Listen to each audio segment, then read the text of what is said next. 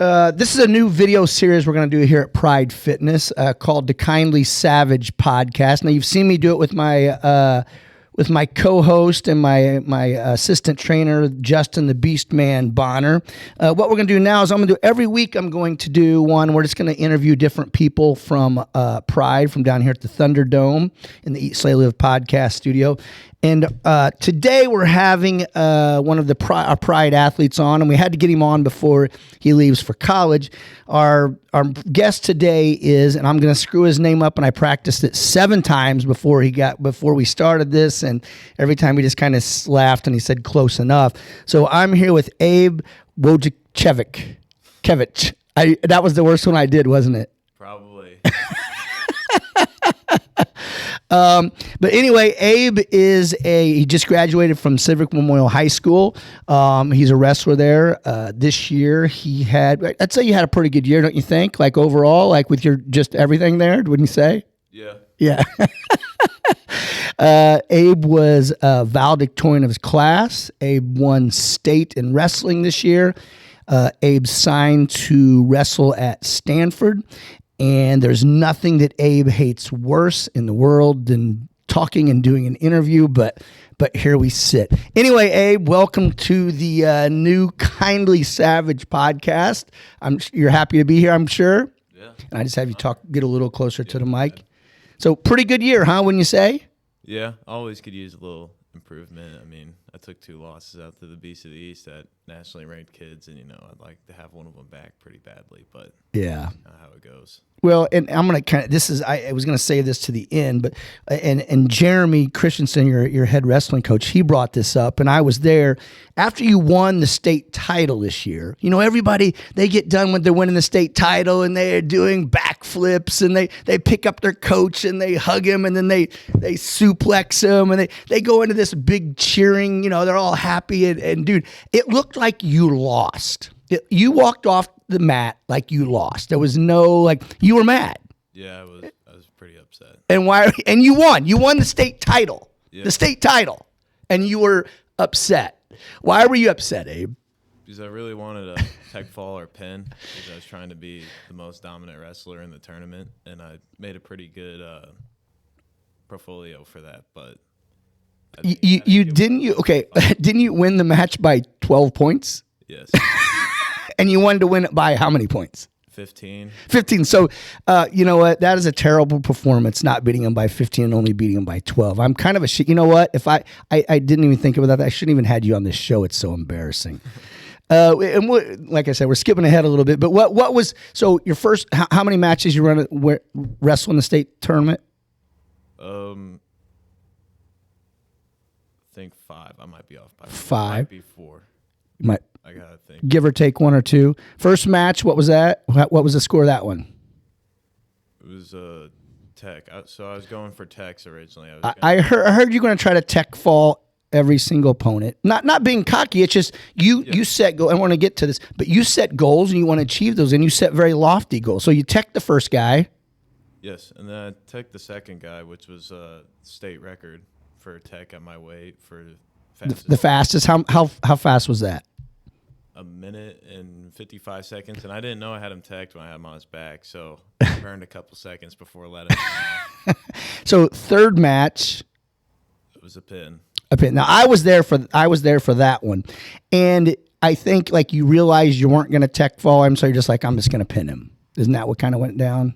Yeah, I've had my dad ask me why after, and I don't know if I can really explain it. It's more of a spur of the moment. I just had him, and it just felt right. I decided to pin him on that one. And so the reason I was really going for techs was there was a most dominant wrestler award, which was unofficially done by Illinois Matman, and he never gave it out. So they never gave the award.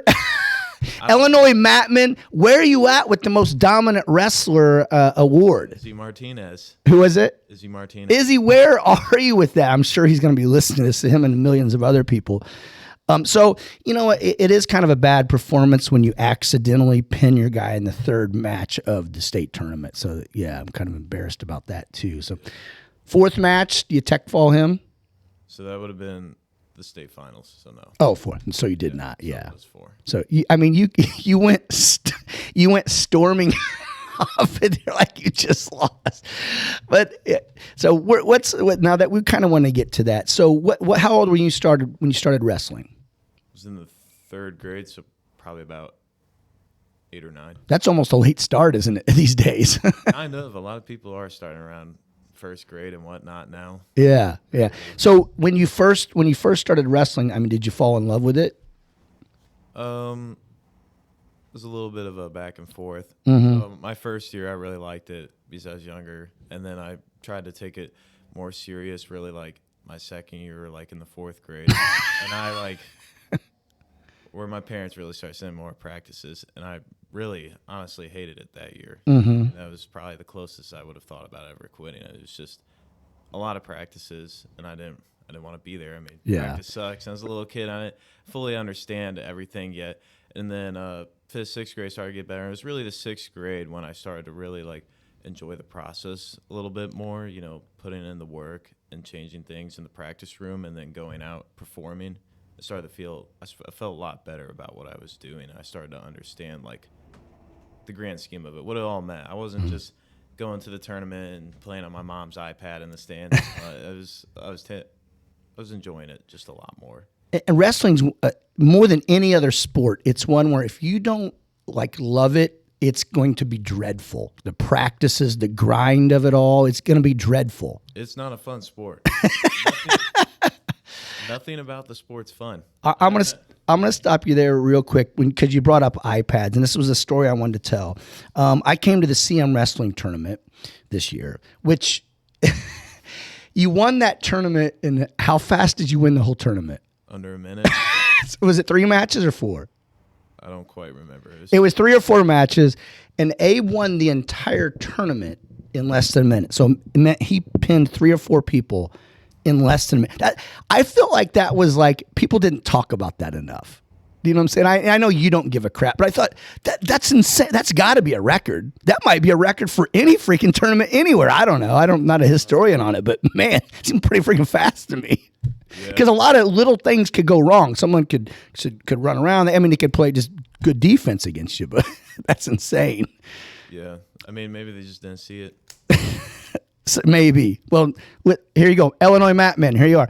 But anyway, going to the iPad thing. So I was there watching that, and I was looking down at everyone, and they were everybody there was either, they had every wrestler there, your teammates included, and everybody else, they were either had their headphones on, ear pods in, or they were on their phone texting and things like that, except you. You were sitting like, I guess you call it front row, but you were sitting right next to the mat in a chair, and you were watching whatever match was going on in front of you every time. And so you saw me up at the top, so you came up and talked to me. And I brought it up to you. I said, I see everybody on their phones, everybody with their earphones in, blah, blah, blah, blah, blah. And you're just sitting there watching whatever match is in front of you. And I asked you about that. I said, what do you think about that? Why? Why are you doing that? Why are they not doing that? And you said to me, and I love this answer, you said, this is my life. These guys, this isn't all their lives. This isn't, you know what I'm saying, some of them play football. Some of them just, this isn't where, you said, this is what's, this is my life. It's not theirs. I understand why they're not. And it was kind of said, this is what's, propelling you in life or whatever. So can you talk about that just a little bit? Yeah, I mean, that's where I want to be. Yeah. So there would nowhere else I'd want to be. I mean, why am I going to look at my phone? I mean, I'm in my habitat basically. Yeah. And I like that you understood that those other guys, albeit they want to win, they want to do good, and they're into it. But like you said, it's your life. And I just loved it. And you weren't mad at him. You weren't mad. I would have probably been pissed. I'd have been like, motherfucker, get off your phone. You know what I'm saying? I'd probably been pissed at him, but you weren't mad. I mean, I have a ton of respect for them because they're my teammates. They still put in the work. But at the end of the day, it's a high school sport. Like we're still on the high school level. I mean, I go do all my national stuff, but that's all out of high school. So a lot of these guys, they're just there to kind of have a good time and like we were talking about earlier, and not a very fun sport. So they kind of picked the wrong sport for that. Yeah. I mean, it's nice to see some of them are there. They put in the effort. So, but it's a lot bigger of a deal for me. Yeah. I mean, it got you to Stanford University. It's definitely not your looks. although this was the first year I finally found out that you were smart. When Abe got valedictorian, hold on. The Abe that I know got valedictorian. What is it about wrestling? What is it that makes that drives you? Because let me just bring this up. And obviously I'm not a professional interviewer, so I have no idea what I'm doing. That's why we're just skipping around. Yeah. I'm going to do, so Jill Griffin is the superintendent of schools for the Palo School District. She's also a wrestling mom. They're all a little crazy.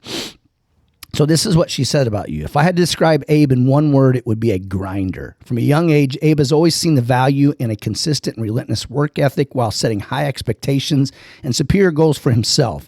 He is heading to one of the best educational institutions in the country to wrestle because of his unwavering belief in himself, both in the classroom and on the mat. Abe deserves every ounce of recognition he receives, and as a wrestling mom and his superintendent, it's been an honor to watch him celebrate throughout his time here. So what is it about wrestling that drives you, that makes you passionate, that makes someone describe you as a grinder? Well, those are very nice words. Those are very nice words. It's a really hard sport. Mm-hmm. About earlier, it's not really fun necessarily. I mean, I never stand up in a match and I'm like, wow, I'm having a lot of fun. You don't have a lot of time to focus. It's a combative sport mm-hmm. at heart. So there's a lot going on in the moment, and I think it's the difficulty. I mean, accomplishing hard things, there's a lot more satisfaction in life to that than little things. Little things are easy things, much more enjoyable, instant gratification. And so it was in the third grade. I remember one of my first practices, I went there, and Jeremy Christensen was talking to the little kids at the end, and he gave the very basic thing of hard work will pay off. Everyone says that. Mm-hmm. Everyone's heard it 1,000 times, but for whatever reason, I distinctly remember. I mean, that's really one of the first memories I have of wrestling. That really clicked with me. It was like, your hard work will pay off. In third grade. Yeah. And I attribute that to a lot of my success because I was able to understand that at a very young age. And so I understood that if I put in the time, you'd get a payoff. Now, what people don't really realize is your hard work might not always pay off how you want it to. I mean, I worked hard last year and I ended up taking third at the state tournament. That wasn't what I wanted at all. I was very mm-hmm. upset, and so I had to work even harder this year. And something you touched on there is I see a lot of parents and things like, oh, little Johnny worked so hard this year. Little Johnny did this. And I always think little Johnny did what he had to do. He went to the practices, he did the workouts at TED. But like with you, so you've been coming to Pride since you were in 8th grade. Yeah. You started maybe a little earlier. 7th or 8th. Maybe 7th or 8th. I know you did my intro to weightlifting class. You might have come to some the middle school things before that. I'm not sure. I know your brother Isaac did. But and then you and I, you started doing our high school strength and conditioning. You did that all 4 years. But you would do the whatever you had to do for the school. Then you would come down here and you do whatever you were signed up for the 6 weeks. And then on Saturday mornings, it was always me, you and I and Bryce or someone, we'd get together. And then you're even doing a little extra on top of the extra. And I would schedule the workouts the worst possible. How about 6:30 on Saturday mornings? And we would do that on purpose, just like we'd have 3 of us. If I had it Saturday at 2:00, we'd have 15 of us. But Saturday mornings at 6:30, make it or not. And so that, when I hear people say, oh, little Johnny's worked so hard. Well, I'm not quite sure that they're that elite level of hard work. Yeah, and I mean, I don't even think of it as extra at some point. It just becomes the standard for what you want. Yeah. So you set your goals and decide what you want. Some people want less than others. I mean, find that goal that you want. I mean, some of those guys I was talking about that I said isn't their life, they have goals to just place at the CN tournament or make it out of the regional. And so if that's your goal, I mean, they put in the time for what they want, and some of them get what they want. And if they don't, you have to readjust your goals. And maybe they have other things in life, not as big as wrestling, that they're putting their time into, their focus into. I mean, wrestling takes up a lot of my focus, so there's plenty of things that I'll go do and I won't be very great at, and it might be someone else's life. And when I see them and they're doing that, I can really respect someone's passion for the craft that they're doing in that moment. And I'm like, yeah, I'm that guy in this situation where I'm just here trying to enjoy. Like I'm going out to California, I'm going to learn how to surf. I know that. And let's say I'm out there surfing, there's just some guy tearing it up, and I'm over here just looking like an athlete. Well, I've seen your athletic ability, so I would like a video of you surfing. That would be great. It's going to take me a bit. I got a little bit of balance. Some Illinois boy out there, long hair, trying to fake California kid trying to surf. I can't wait to see that. So talking about that, so you're headed to Stanford. What were some of the other choices? Did you have a tough choice? Did you have some other tough choices about where you were going to go?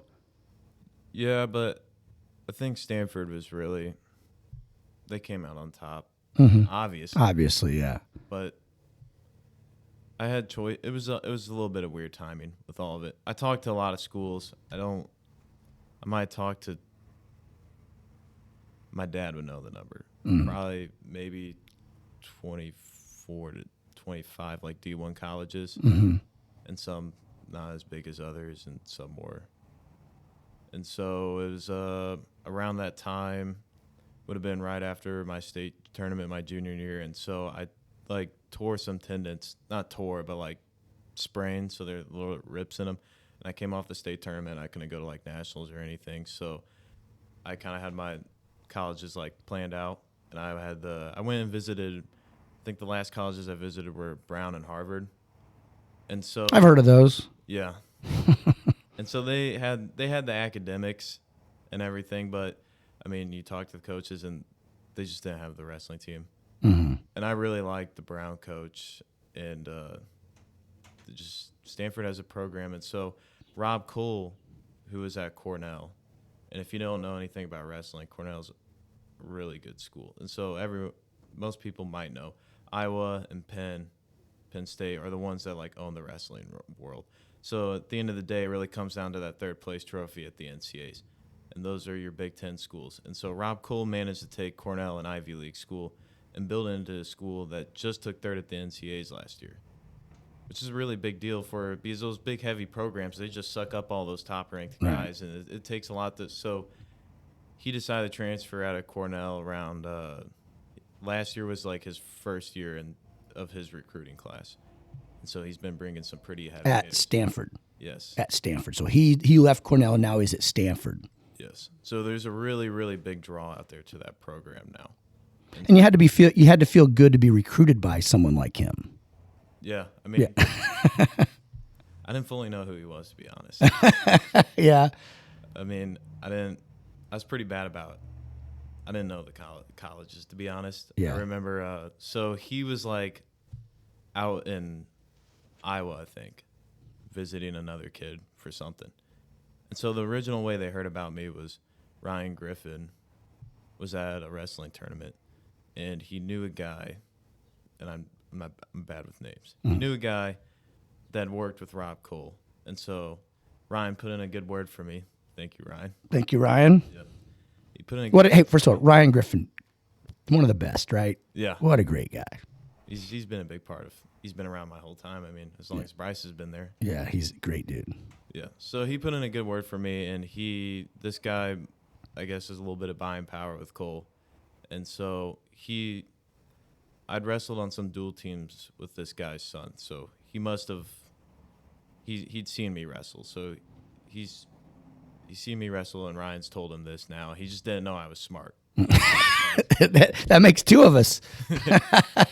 Yeah, so he was talking about how Cole has issue finding smart big guys because there's a lot more boneheads up there on your weights. And so Ryan told him about me, and he put in the word for Cole, and so they must have watched my matches or something. I don't know. But I was at school. My parents texted me because they accidentally got their number instead of mine. And they were like, hey, the Stanford coaches are going to come take a home visit tomorrow. I was like, where's Stanford? Stanford a good school? So they drove down from Iowa, and then the first time which was very backwards. I mean, usually I talk to a lot of coaches on the phone a lot, so it was definitely pretty nerve-wracking. Yeah. It was my first home visit, and You didn't go there first. They came here first. Yeah, I'd never seen these guys. Yeah. And they're coming to my house tomorrow. The next day. Okay. You didn't have a lot of time to be nervous either. I better go home and Google them. Yeah. Now, with how do you balance your classroom? Because I mean, valedictorian, what is it? Your GPA is over 4. It's got to be. It was somewhere around the 4. When was the last time you got a B? Middle school, maybe. Mm-hmm. So how do you balance that? Because I mean, you're doing your school practices. You're coming down to Pride and working out. You're doing going to different places in wrestling. How do you balance that and keep those grades where they are? It's difficult. Yeah. It comes like second after wrestling is how I'd put it. So, I mean, you prioritize things. And so like wrestling, I mean, like I was talking about earlier, comes first. So there's nothing that can get me to miss wrestling. Right. And then it's schoolwork after that during the school year. I mean, I have to go home and it's like, doesn't matter if people are going out to a basketball game or like a football game or something. If I have something to do, it needs to be done before I can do other stuff. Mm-hmm. A lot of late nights. Yes. Yes. And that was probably the biggest thing that I've changed now, and I plan to keep trying to make a positive growth in is my sleeping schedule, because my sophomore, junior year, I really let my schoolwork wreck my sleeping schedule. I'd be up until like 1:30, and then you get in a bad cycle of feel like crap the next day. And you probably can't perform in wrestling or in school as well as you should without the rest. And then if you don't perform in school, you got more homework. It's a never-ending cycle. Yeah.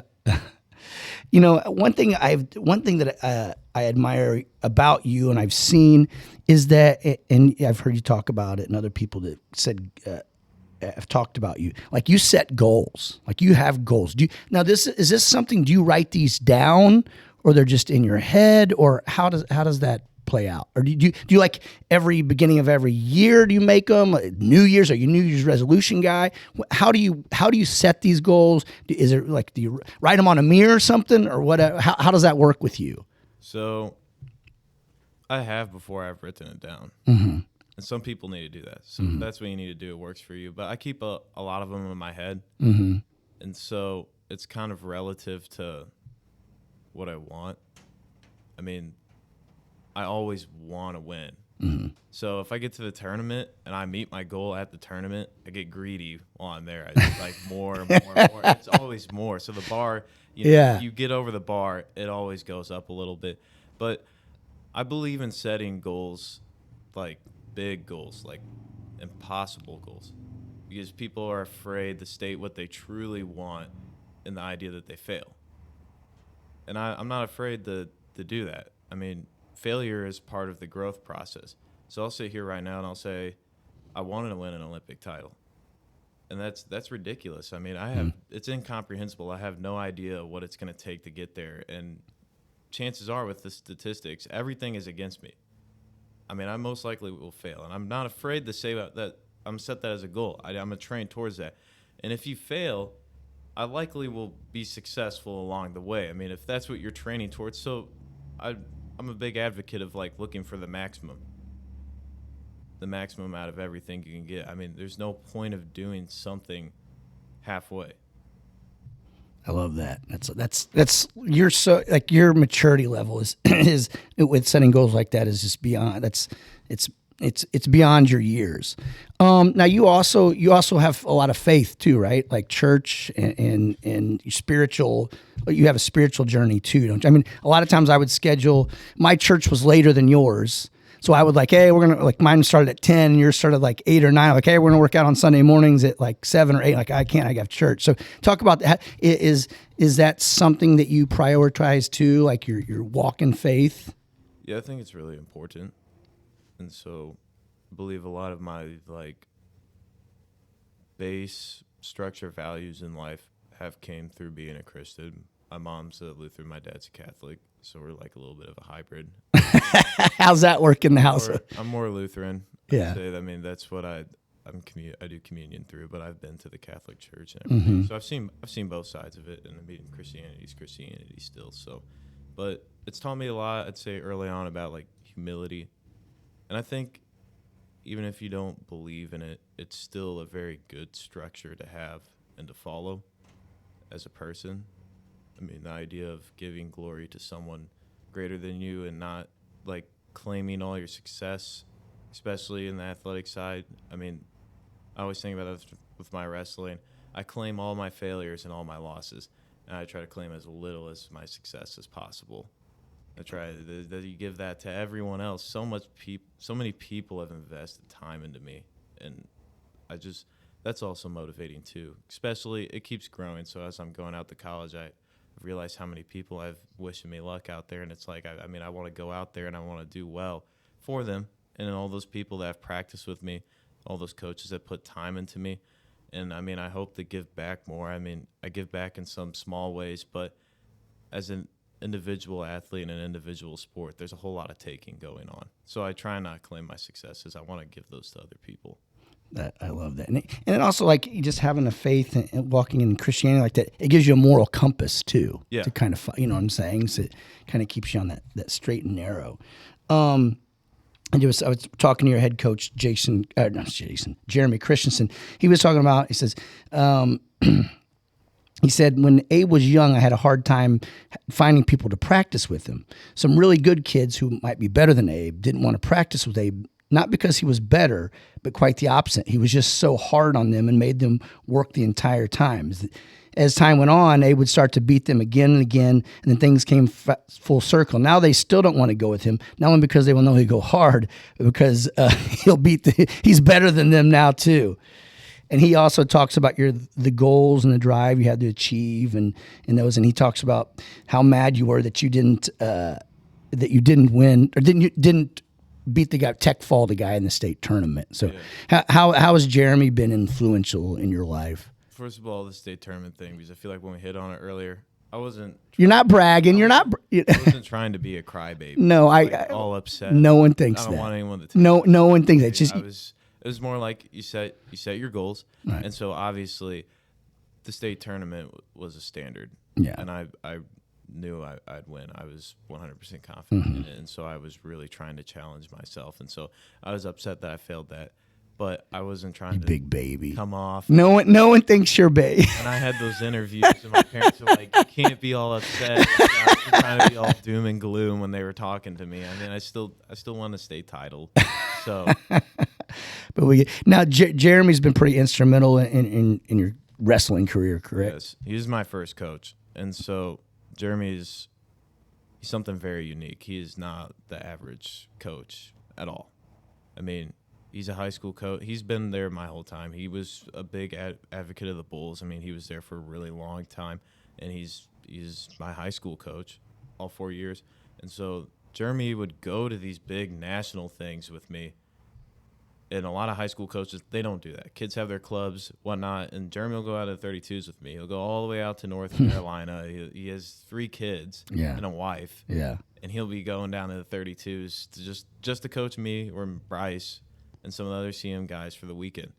You won't find very many coaches that do that take the time out of that. It costs money to go out there. I mean, he loves the sport, and he wants to give back. He wants to see other people succeed, and so you won't find that very often. And he was also instrumental in getting me the connections to the next level. I mean, he knows so many people, and so there's a kind of a tight-knit political group in Chicago when it comes to the wrestling world. And so you were my 3rd or 4th grade year. It kind of slips my memory now. My first big introduction to the wrestling world, and that got me to know a lot of people, was Jeremy kind of saw some of my potential, and so he reached out to my parents and said that he could get me on a team at Virginia Beach, which is the biggest national dual tournament of the year, with an Illinois team, because of the people he knows up in Chicago. And he was like, it's a big deal, but you got to make sure you're ready to take this, because once you get on this team, you will never get stopped being asked to those teams. If you go out there and you're successful, I mean you're on the end now. Mm-hmm. So my parents asked me, and I was a little scared, but I was like, yeah, I guess I'll go.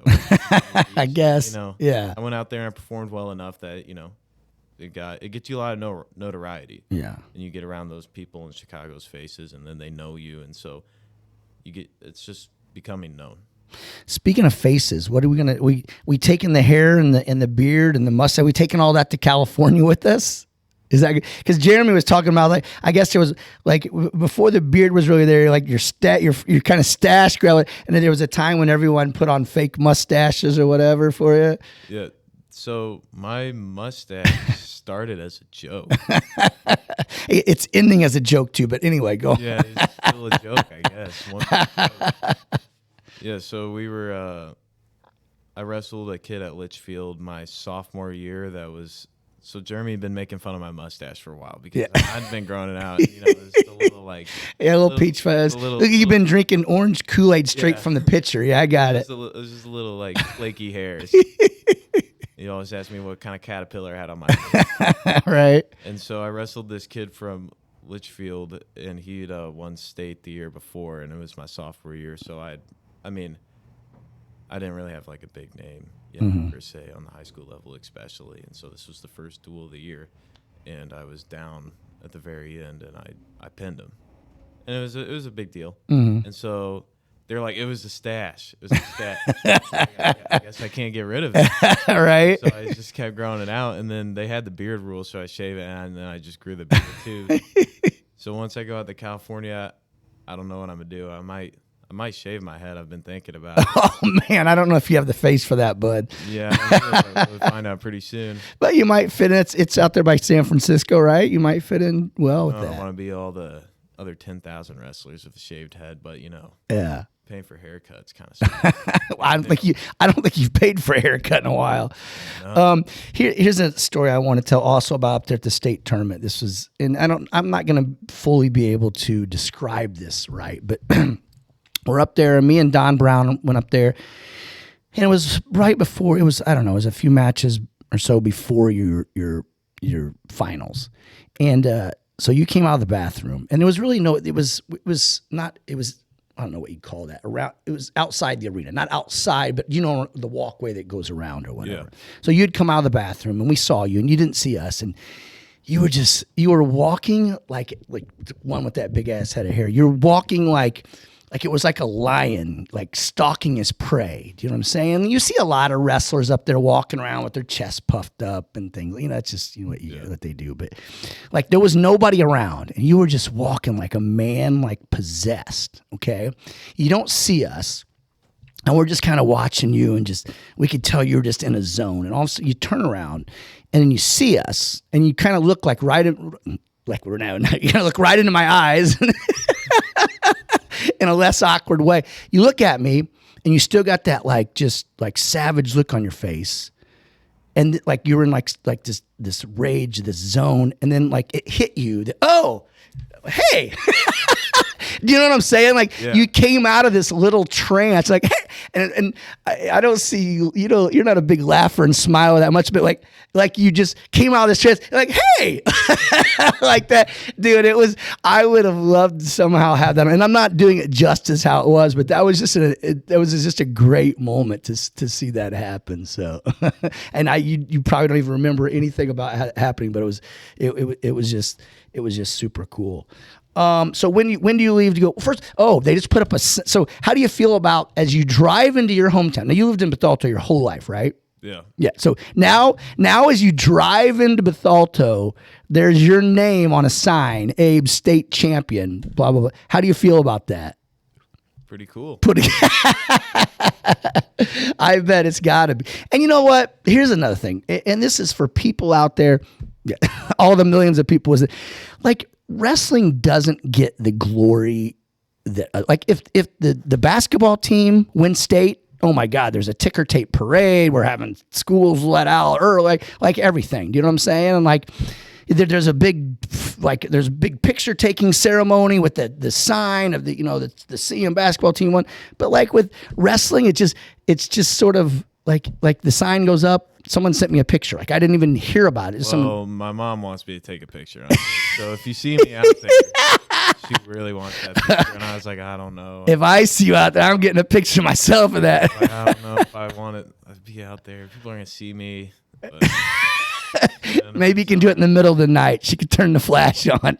She rolls the car up. You jump out real fast. She snaps it from the car. You jump back in Dukes of Hazzard style through the window. That's how she presented it. She knew I wouldn't want to. So what are we? Are you nervous about going out to Stanford? For sure. Yeah. I think that's a nice thing about it, actually. Yeah. Nervous and excited, all for the same reason, and so getting out of that comfort zone, part of everything. I mean, it's a new experience. I don't know what I'm getting myself into. Mm-hmm. It's people say the college wrestling transition is one of the hardest sports to transition to. That you'll go into the room and go like 4 months without a takedown, and you will just be getting pounded every single day, body sore, and it's going to take 3 or 4 weeks to acclimate to the soreness, and then I'm gonna have a job, and then eventually I'm gonna start school. So it's gonna be a lot to juggle. So I'm gonna be a day and a half away from home. Drive. Yeah, drive. Yeah. When do you leave? Next Wednesday. So Next Wednesday. And so when does school start? Stanford starts a little late, so I don't know what the exact day is. It's like a month later than most colleges do. So that's probably into September. Yeah, something like that. So you're gonna go out there in June, and you're just going to get your butt handed to you until school doesn't even start until September. You know, and I think what people mostly mean by that with just college sports in general is like you're at CM right now. I mean, there's nobody in the room that can touch you. You can go to a lot of practices around, and you're one of the best in the room. And you go. And you've started out as a freshman when you might have been getting your butt kicked, and now you go back out there and you're just starting over. Yeah. You're now the weak link. I'm going to be a nobody. Yeah. People don't care about your state title in Illinois. No one gives a crap. State title. Yeah, not to be mean, some of them probably have a lot of state titles. Yeah, I mean, when I visited out there, you're just like casually talking with these guys, and they're, I'm still in high school, so they like ask you about some of the 2 state. Oh yeah, I had 3. Like I had one, but I was hurt one of the year. Yeah, my ankle was ragged. I probably would have won it, but I couldn't wrestle at all. They automatically quit listening. COVID year, they didn't have it. And some of these guys, I mean, the seniors they're full grown men. Yeah, you know what I'm saying? They got that old man strength, and it's trying to find the way to get in front of the people that are already obviously that good. Yeah, and it'll be really hard. I mean, like I was talking about with the Olympics earlier and all of that. I mean, I have goals to start in certain tournaments to place at, and so stats are against me to even start on that team. Mm-hmm. So have you looked at Stanford's wrestling schedule for the upcoming season? I just saw something on Enoch, who's the assistant coach out there, his story the other day, and I don't know if it was like a preview, so I don't know if they really have it out quite yet, just some of the things that they always hit, so they know they're gonna have it. Yeah. Are you flying out there or driving? Flying. So just taking whatever you can pull, whatever you can carry, huh? As much as I can in a suitcase. Better have Mama Stephanie fill up that room with ramen noodles, bud. Is there anything that we didn't touch on in here that we need to touch on? No, not that. No. Just big thanks to everyone that's contributed to all my success. And you kind of touched on this, is whenever you have success like you're having, you find out there's a lot of people pulling for you. Do you know what I'm saying? Who watch, you don't even notice that are watching your career. Who, Don Brown. We've talked about Don Brown, who the state tournament. He follows you. He knows every stat, everything about you. And there's just lots of people like that are maybe you don't see that are supporting you, and your success is like a win for them, which that can kind of put pressure on you. But it's also a great thing to have that kind of backing. Yeah, it's a very strong motivator. Yeah. I mean, I want to do well so that those people, Yeah, they feel success. And you don't feel, and probably partially feel like maybe you let them down if you're not successful, right? Yeah, and some people get enjoyment out of things that maybe I don't like. I don't want to say I don't care about as much, but that I don't aren't like a big hurrah for me. Well, you're not a big talker. Yeah. And and you've done really well on this. I thought I was going to be sitting over here just talking to myself. I'm going to tell this really quick. So Abe and I have, over the years, we have worked out together, just one-on-one, working out together, like me not training you, but I do the workout with you. And if you come in on a Saturday morning at 6:30 and it's just you and I, if I don't ask you a question for that hour, you don't talk. You don't utter a word. Now, you're not Bryce Griffin, who will come in and he never shuts up for the entire hour. Do you know what I'm saying? He's talking about something. But like you will literally, and I always said I was going to try that. I was just going to like, you know what? Come in at 6:30. I don't say a word. You don't say a word. Like, and just ride it out for one whole hour of silence. But you know me, I can't shut up. So that never... It never actually happened. So, but maybe sometime, maybe when you come home next. So it's a workplace. What's that? It's a workplace. I get it. Focus, but I don't know. It's just how it's always been with early on with like wrestling practice. It's when I like stop being a jabberjaw. I've never seen that. Yeah. Anyway, bud, I love seeing your success. You're probably getting tired of hearing us talk about this in this last 40 minutes we've been doing, but you know, it's to watch you, how much you've grown. Like you were one of the most athletic people I've seen. Do you know what I'm saying? Which is a tribute to you, what you've done with yourself. And you've kind of, I remember I do an intro to weightlifting class for middle schoolers. And you were atrocious in that class, lifting. And you know it. I'm not saying something you don't know. Brought me a long way. And so I have you help me a couple years ago with the weightlifting class, that intro to weightlifting class. And your brother James was in it.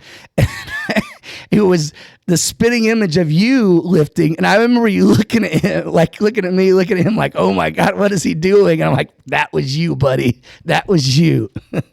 Anyway, James is now in the high school group. And man, I feel like he's had, and I'm sure it's your influence, but he's had like a mindset switch that he just comes into the Thunderdome and just attacks the workout, wants to go heavier, wants to go harder. I think it took him a little bit longer, like I said, when I got that grade. But he has it now. And so I don't want to put a lot of pressure on him, but I really do think he'll win a state title in high school. I think he has a lot of potential to be something pretty special. And, you know, everyone does. But it's like, it's that like click. You got to like, your mentality has to change. And not everyone gets there. Some people get there different times. And that's why I said he's gotten there a little bit later, but definitely not too late. I mean, all those little kids that start super young. I mean, the wrestling, high school is when it starts to matter a little bit. But even like your freshman year, you're not having colleges look at you. It's not until that junior, senior year. And really, I mean, the earlier on, the better, obviously. But, I mean, you want to start to catch traction and whatnot towards the end if that's like what your goal is and so forth. But he's not too late for that at all. He's a hoss, too. He's a lot bigger and stronger than you were at that age. Oh, yeah. If not, taller than me right now. Yeah. I think what he maxed on trap bar the other day was like 315 or something like that. It was a great max out for him. I told him, Abe didn't do that till he was a junior. A little joking, but a little not joking. Yeah. And you know, touch on that a little bit. Like you see so many kids, like how many like young kids, 5 and 6, 7, 8-year-olds are wrestling like in this area? Hundreds, thousands, whatever. And then you get to the high school and there's barely enough for a team. Yeah. Do you know what I'm saying? Like you go to these wrestling tournaments, these little kids wrestling tournaments, and there's just kids everywhere. But then you go to the high school team, it's hard filling weights. It's less fun, more glory, though. Yeah. That's how I look at it. Yeah. I mean, it's hard. It's hard. It sucks. Yeah. But that's also why it's so great, in my opinion. Yeah. Got to embrace that suck. Abe, it's been a pleasure training you over the years. I cannot wait to continue watching your journey as you just keep growing and growing. And thanks for coming on here and doing it. I know you probably dreaded this all freaking since I asked you. Well, I didn't know it was going to be this long. Like, okay. 2 minute. You thought it was going to be one of our little 2-minute reels, right? No idea what I was getting into. It was good, bud. I thank you, brother. Thanks for having me. No problem. For everything you've done for me. This has been the Kindly Savage podcast. Slay on.